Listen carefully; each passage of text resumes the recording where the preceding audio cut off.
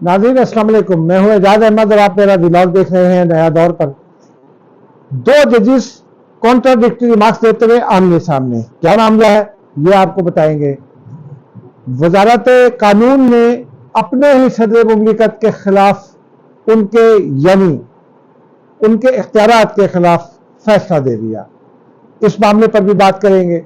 और आलमी ताकतें पाकिस्तान में बरवक्त इलेक्शन के लिए सरगर्म, क्या पैगाम है हुकूमत पाकिस्तान के लिए, और इलेक्शन आईनी मुद्दत के दरमियान होंगे, ये किसने जवाब दिया, इस पर बात करेंगे।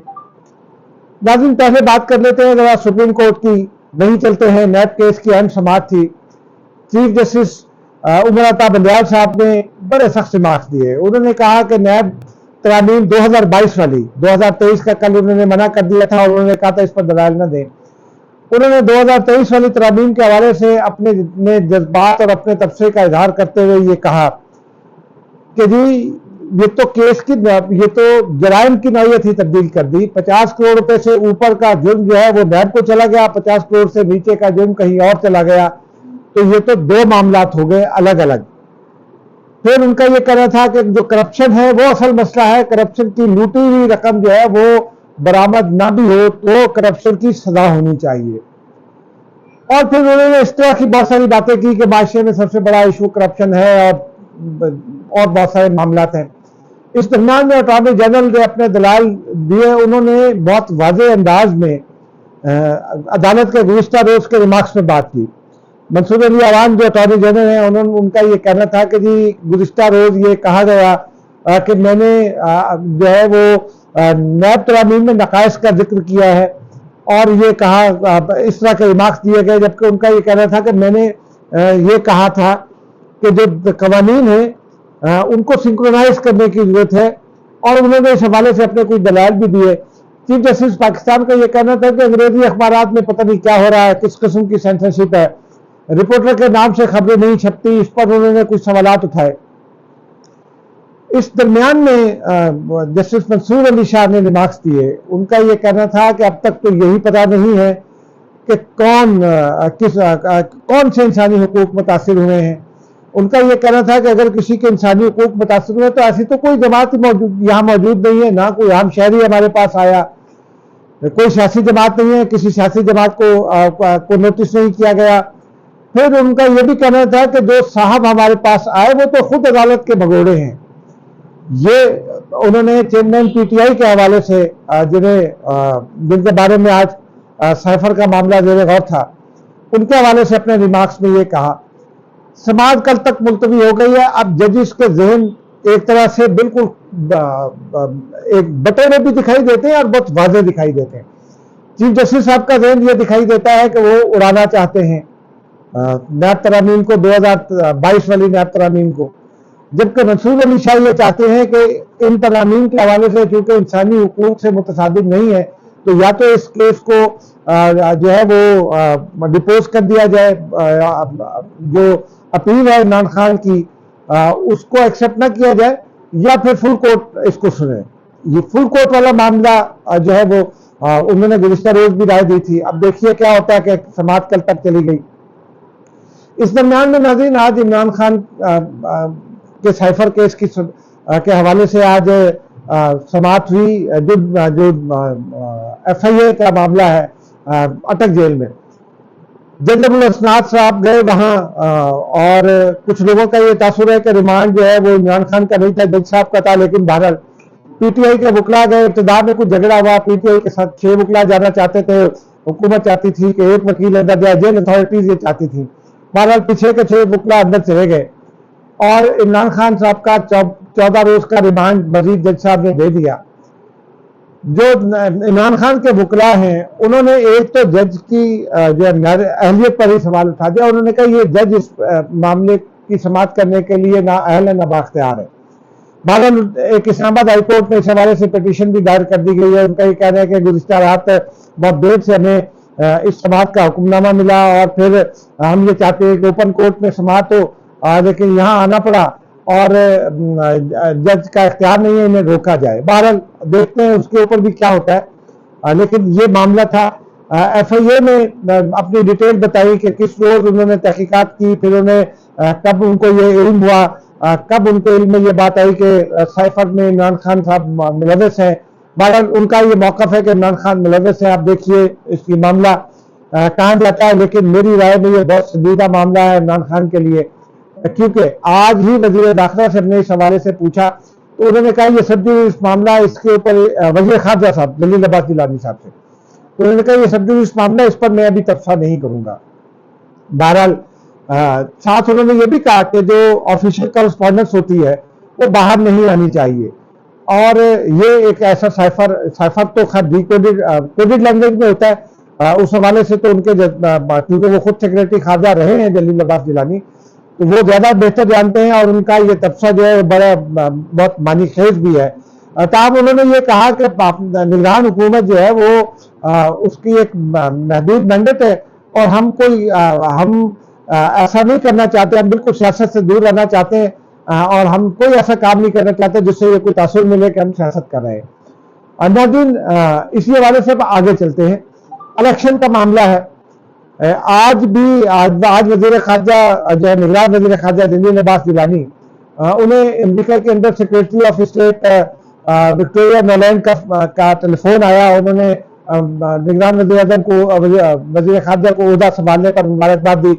گزشتہ روز نگران وزیر اعظم کو امریکی وزیر خارجہ اینتھنی بلنکن کا فون آیا تھا، انہوں نے ان کو مبارکباد دی، تو ہم نے ان سے یہ پوچھا کہ کیا یہ کوئی پروٹوکول کی خلاف ورزی نہیں ہے، تو ان کا کہنا تھا کہ نہیں، میں جب امریکہ میں سفیر تھا تو اس وقت وکٹوریہ نولینڈ سے میری ذاتی دوستی تھی، تو یہ اسی ذاتی حیثیت میں تھا۔ تاہم امریکی سفارت خانے نے بھی اس بات کی تصدیق کی اپنے بیان میں، دفتر خارجہ میں جو تقریباً 2 گھنٹے کے بعد جاری ہوا دفتر خارجہ کا بیان، انہوں نے بھی اس بات کی تصدیق کی کہ پاکستان میں فری، فیئر اور بروقت الیکشن پر تبادلہ خیال کیا گیا۔ ویسے تو یہ بھی کہا گیا کہ پاکستان اور امریکہ کے اقتصادی تعلقات اور معاشی تعلقات کا جائزہ لیا گیا اور اس تعاون کو مزید آگے بڑھانے کا فیصلہ کیا گیا، لیکن جو بنیادی عنصر ہے ناظرین، میں اس سے پہلے بھی بتا چکا ہوں، لیکن اس وقت خبر یہ ہے کہ امریکہ اور برطانیہ سمیت جو مغربی طاقتیں ہیں، جو مغربی جمہوریتیں ہیں، وہ یہ چاہتی ہیں کہ پاکستان میں بروقت الیکشن ہو جائے، یعنی جو اسٹیپولیٹڈ پیریڈ ہے آئین کا 90 روز کا، چونکہ اسمبلی 2 روز پہلے ختم ہو گئی تھی، تو 90 روز میں وہ چاہتی ہیں کہ الیکشن ہو جائے۔ اور یہ پیغام حکومت پاکستان کو بہت واضح طور پر میری اطلاع کے مطابق دے دیا گیا ہے تمام قوتوں کی جانب سے۔ اسلام آباد میں آج کل ڈپلومیٹ بھی بہت سرگرم ہیں، تقریباً 10 ممالک کے، جس میں آسٹریلین ہائی کمیشن بھی ہے، کینیڈین ہائی کمیشن بھی ہے، امریکی سفارت خانہ ہے، برطانوی ہائی کمیشن ہے، آسٹرین ایمبیسی ہے، اور کچھ ممالک ہیں، وہ سفراء جو ہیں وہ بہت ایکٹیو ہیں ملاقاتوں میں، اور سب کا یہ خیال ہے کہ الیکشن جو ہے وہ بروقت ہونے چاہیے، کیونکہ میری اطلاع کے مطابق امریکی اکابرین، برطانوی اکابرین یہ کہتے ہیں کہ، اور اس کی کہیں سے تردید نہیں آ رہی ہے، وہ یہ کہتے ہیں کہ جی الیکشن ٹائم پر کرائیں تاکہ پاکستان سیاسی استحکام کی جانب بڑھ سکے۔ ایک اطلاع میری یہ ہے کہ IMF نے یہ واضح کر دیا ہے موجودہ نگران حکومت پر، یہ جو ابھی پچھلے دنوں میں رابطے ہوئے، ایک تو انہیں جو بجلی کی قیمتوں کے حوالے سے، بجلی کے بلوں کے حوالے سے ریلیف دینے کی بات تھی، اس کے اوپر کچھ اعتراض تھا، پر ان کا یہ کہنا ہے، اور پھر گردشی قرضے کے حوالے سے جو گردشی قرض کم کرنے کی جو پالیسی ہے، کچھ سکوک بانڈ جاری کرنے کی بات ہے، تو وہ اس پر ابھی بات چیت چل رہی ہے، لیکن میری اطلاع کے مطابق IMF نے یہ بات واضح کر دی ہے کہ وہ اگلا جو اس کا ریویو ہے وہ نگران حکومت کے ساتھ نہیں، تیسرا ریویو نگران حکومت کے ساتھ نہیں ہوگا، منتخب حکومت کے ساتھ ہوگا۔ ناظرین، اسی تناظر میں آج نگران وزیر خارجہ جلیل عباس گیلانی صاحب سے بیٹ رپورٹرز کی ایک ملاقات ہوئی، تقریباً 1.5-2 گھنٹے یہ ملاقات جاری رہی۔ چونکہ میں بہت پہلے سے فارن افیئرز کرتا ہوں، 2005 میں جلیل عباس گیلانی صاحب ترجمان دفتر خارجہ تھے، مختلف پوزیشن پر رہے، پھر سیکریٹری خارجہ ہوئے، اس کے بعد سفیر امریکہ ہوئے، تو ایک ذاتی تعلق ان کے ساتھ بہت اچھا ہے، ہنسی مذاق کا بھی تعلق ہے، تو وہ ایک بالکل کھلے ڈلے ماحول میں بالکل کھل کر گفتگو ہوئی، اور انہوں نے بہت ساری چیزیں جو گفتگو کی وہ ریکارڈ کو اسٹریٹ رکھنے کے لیے کی اور ساتھ سمجھانے کے لیے کی. میں نے ان سے یہ سوال کیا کہ یہ تاثر ہے اور امریکہ یہ کہتا ہے اور دیگر ممالک یہ کہہ رہے ہیں، آپ کی ان سے بات ہو رہی ہے الیکشن پر، تو ہمیں یہ لگتا ہے کہ یہ ممالک جو ہیں وہ چاہتے ہیں کہ الیکشن بر وقت ہو. ان کا یہ کہنا تھا کہ نگران حکومت ایک محدود مدت کے لیے ہے، اور انہوں نے کہا کہ میری انڈرسٹینڈنگ یہ ہے کہ ہمارا ایک وقت مقرر ہے، ہم کوئی لانگ ٹرم حکومت نہیں ہے، اور ہمارا مینڈیٹ الیکشن کرانا ہے، فیئر اینڈ فری الیکشن کو یقینی بنانا ہے. ان کا یہ کہنا تھا کہ الیکشن تو الیکشن کمیشن کرائے گا، لیکن ہم اس کو فیسیلیٹیٹ کریں گے حکومت کے طور پر، تاکہ پرامن انداز میں فیئر اینڈ فری الیکشن ہو جائے، کوئی دھاندلی نہ ہو اور منتخب نمائندوں کو اقتدار ٹرانسفر کر دیا جائے. ان کا یہ کہنا تھا کہ میری انڈرسٹینڈنگ چونکہ یہی ہے، اور انہوں نے بہت دو ٹوک اور واضح انداز میں میرے سوال کے جواب میں کہا. پھر بعد ازاں کسی اور نے جب کوئی بات کی تو انہوں نے میرے سوال کے ریفرنس دے کر یہ دوبارہ اس بات کو دہرایا. انہوں نے کہا کہ جو آئین کی جو مقررہ مدت ہے، الیکشن اس کے اندر ہوں گے. اب حلقہ بندیوں کی بات بھی ان کے ساتھ ہوئی ہے. یہ سوال پوچھا گیا کہ جی جو چیف الیکشن کمشنر ہے وہ ایوان صدر کو تو کچھ نہیں بتاتے، لیکن امریکی سفیر کو بتا دیتے ہیں. تو ان کا یہ کہنا تھا کہ حلقہ بندیوں کا ایک پروسیس ہے، وہ ہو رہا ہے، لیکن جو بھی آئین کی ریکوائرمنٹ ہے اس کو پورا کیا جائے گا اور الیکشن بر وقت ہوں گے. ناظرین، یہ بہت واضح پیغام ہے ان کے لوگوں کے لیے، ان قوتوں کے لیے یا ان تجزیہ کاروں کے لیے جو یہ اس قسم کی باتیں پھیلا رہے ہیں کہ شاید الیکشن انڈیفینٹ پیریڈ کے لیے ملتوی ہو جائے. ہو سکتا ہے کہ کسی کے ذہن میں کسی ایک لیول پر یہ بات بھی ہو کہ چلو اس نگران حکومت کو 2 سال کھینچ لیا جائے، 1.5 سال کھینچ لیا جائے، لیکن آئینی بحران آ جائے گا اگر 15 فروری کے بعد الیکشن نہ ہوئے. دوسرا مسئلہ، چونکہ صدر نے 16 ستمبر کو ریٹائر ہو جانا ہے، معاف کیجیے گا 9 ستمبر کو، تو صدر مملکت کو کنٹینیو کرنا ہے نئے صدر کے انتخاب تک. تو اس لیے یہ مسئلہ بہت گمبھیر ہے، کیونکہ عارف الوی صاحب کو سسٹم قبول کرنے پر تیار نہیں ہے بطور صدر. تو صدر کا انتخاب ہوگا تو نئے صدر آئے گا، دوسرا کوئی راستہ نہیں ہے. تو اس لیے بھی مجھے یہ لگتا ہے کہ بہت ہوا تو جو حلقہ بندیاں کرنے کے بعد جو 6 ماہ کی مدت ہے الیکشن کمیشن کی، وہ بھی آئین کے مطابق ہے تو وہ مکمل ہو جائے گی. ناظرین، اب اگلی سٹوری کی جانب چلتے ہیں. وزارت قانون کو آپ کو یاد ہوگا کچھ دن پہلے صدر مملکت نے چیف الیکشن کمشنر کو دعوت دی تھی، ملاقات کی کہ الیکشن کی تاریخ کا اعلان کیا جائے. چیف الیکشن کمشنر نے انکار کر دیا تھا. اس انکار کا جو خط تھا چیف الیکشن کمشنر کا، اس سمیت صدر مملکت نے وزارت قانون کے تبصرے کے لیے ایک خط بھیج دیا تھا وزارت قانون کو. آج وزارت قانون نے وہ جواب دے دیا، اور وزارت قانون نے اپنے ہی منتخب صدر کو جو آرٹیکل 224، 48 اور دیگر آرٹیکلز کے تحت اسمبلیوں کے خاتمے کے بعد اس ملک کے وہ حکمران ہیں جن کو الیکشن کمیشن سے مشاورت کرنی ہے ڈیٹ پر. الیکشن ایکٹ جو کہ الیکشن کمیشن کو انڈیپینڈنٹلی تاریخ دینے کی اجازت دیتا ہے، لیکن آئین میں بھی کچھ چیزیں ہیں.